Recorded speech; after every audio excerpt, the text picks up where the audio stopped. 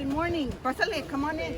We need these out. I've been working on this video since I returned home from my second visit to Brownsville, Texas, hosted again by the hearts of Team Brownsville, Dr. Melba Salazar Lucio and her husband David.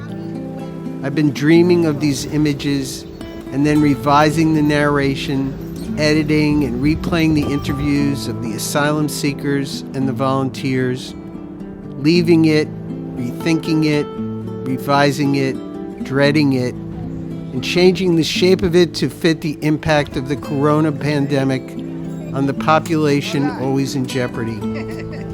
But last night as I spoke with Melba, my direction altered once again. Together with her help, an ending has emerged. In August, this is where the 200-plus asylum seekers lived, in the Matamoros Plaza, right across from the border entrance. Few families had tents then, and Team Brownsville, with the support and donations and volunteers from all over the United States, came to help, to cook, to lug wagons across the border, bringing food and supplies, books, anything they could carry, anything the seekers needed. Back at the bus station, they ran a second program for those asylum seekers as they were freed from the detention centers and able to travel to sponsors and wait there for their court dates. Team Brownsville offered those seekers an opportunity to freshen up, shower, to sleep, a change of clothes, bus tickets, and information on how to get to their destinations. On my return, just 5 months later, I walked with Melba through this new camp housing 2,500 refugees, their numbers swelling because of the United States Migrant Protection Protocols, or MPP, that holds most asylum seekers in Mexico while they wait for their court dates in white tents recently assembled right at the border entrance with virtual judges to oversee their fate. To support the team, charities and nonprofits and the local Mexican government worked together to support this makeshift village. On the surface, things look better. There are more organizations working with Team Brownsville. There's medical care, a large social space for gathering and eating together, with meals provided by World Central Kitchen. There are more bathrooms and showers and fresh water. This camp, now the size of a football field, has a charge station for cell phones, making it easier to communicate with the outside world. Families create makeshift tent homes, build homemade stoves out of mud, and a community gardens with neighbors. But on Sundays, rain or shine, the school provides the children with a morning of learning from teacher volunteers across the country. The same liberty, freedom.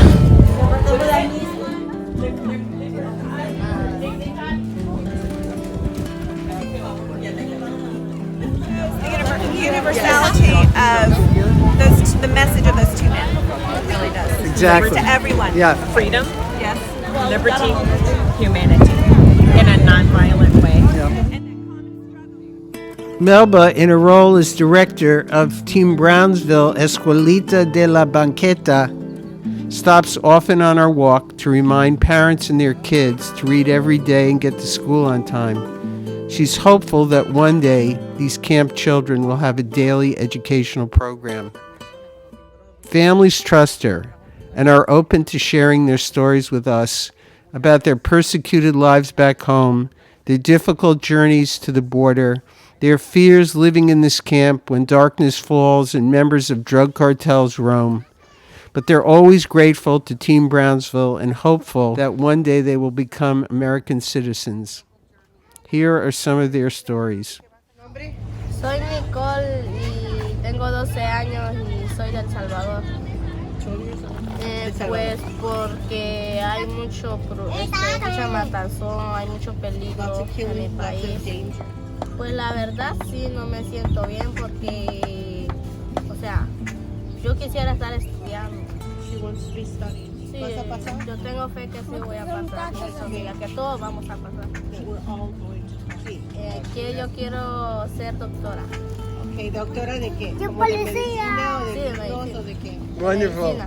Sí. Waleska, Bravo. Mi país, Nicaragua. Mi edad, 34. Por la crisis política que está el país ahorita. Because of the political crisis in my country. Para acá. Muy difícil. ¿Vino nada más con Con la niña y mi esposo. ¿No es lo que pensabas? No. It's nothing like Nunca pensé vivir esto. Mejor. ¿Y qué te dijeron? No, dicen mucho. Pero te dan otra fecha, ¿verdad? El 5 de marzo tengo la otra. She's one of my writers.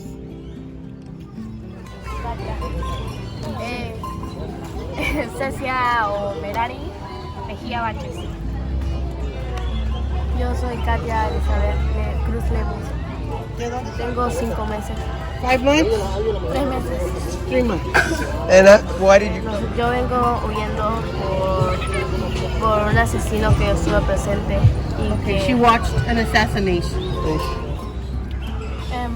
yo porque pues tanto a mí como a mi familia estábamos amenazados a muerte por el trabajo de mi papá y también ciertos temas peligrosos porque no habían casi nada de carpas. Okay. Había poquita gente y ahorita ya está más. Pues, ¿No te sientes me siento más segura aquí? ¿Y tu muñeca? No. No. So hers is the eve of Valentine's Day. Wow. Birthday. Good A luck. couple of weeks. Okay. Buena suerte. Ah, mira, si habla español. Buenos días, buenas tardes. Mi nombre es Josué Rolando Cornejo Savillón. Vengo con mi familia, soy inmigrante de Honduras. Me siento agradecido con las personas americanas porque estando en este lugar conocí, comprendí que sí hay muchísimas personas americanas buenas. Cuando llegamos aquí es muy duro porque es un lugar que no conocemos, teníamos mucho miedo. Cuando llegamos aquí somos uno de los primeros que llegamos, no había carpa, no había nada. Si esta banca habla.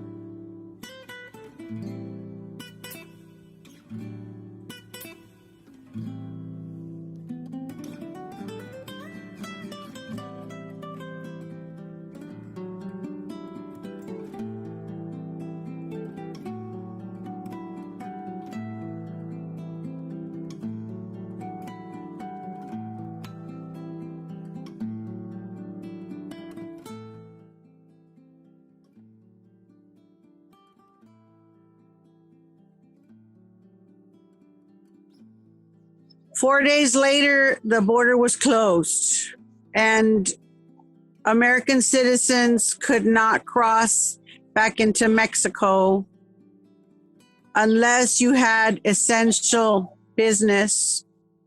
So our Team Brownsville business was not considered essential business. So we got cut off from the camp. So now the camp is actually fenced in and people are not allowed either walking or in their cars to be around the camp. We are still in touch daily with some of the families. Some of our lifelines are 4 free stores that we have at the camp are maintained by Angry Tias and Abuelas and Team Brownsville. Before the border was closed, we thought it was smart to move 2 of those giant pods, like 18-wheeler size pods, to the camp and have those full of staple. And so the asylum seekers have food to make. Mm-hmm. Plus, we have hired a restaurant. We're paying about $1,000 a day right now so that the asylum seekers have a breakfast and a dinner. So the restaurant actually makes the food and takes it to the camp. But they're no longer able to eat in the little dining room tent that we had. They have to just pick up their plate and move on to wherever they're going to eat. On the ground or in their tent. So life has changed quite a bit. But I need for people to realize that they're not alone. They're not starving.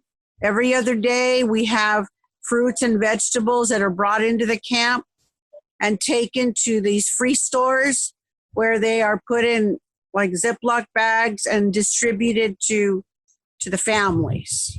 We have the global response network there. So there's actually a little trailer with a doctor and a couple of nurses. Mm-hmm.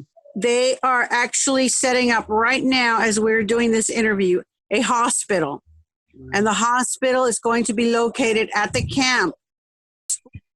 Escuelita is being operated 100% online. So we actually make little YouTube videos and send them over to the camp.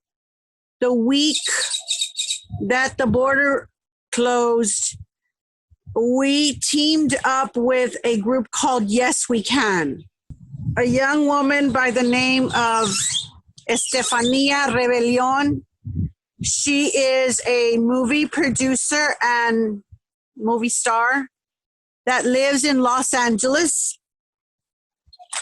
Being that she was an asylum seeker herself as a 7 or 8 year old and came fleeing her country with her parents, she decided that she'd try to make a difference, to give back to the asylum seeker community. So she now buys school buses and then she rips them out from the inside and actually makes the school bus into a classroom. So it's a portable classroom with whiteboards, with computers, with TVs, with monitors. And the furniture that we bought the week that the border closed is actually going to go into the buses.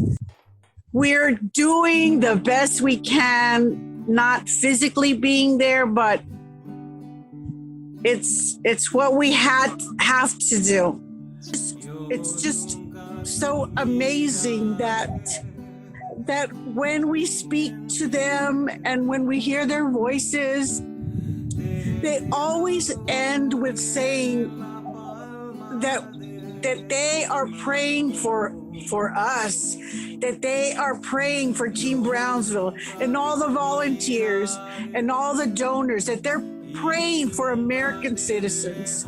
And I just think that it's so ironic because they need to be the receivers of our blessings, and yet still they say we continue to pray so that you all continue to stay healthy, because we've been watching in the news about what's happening. I have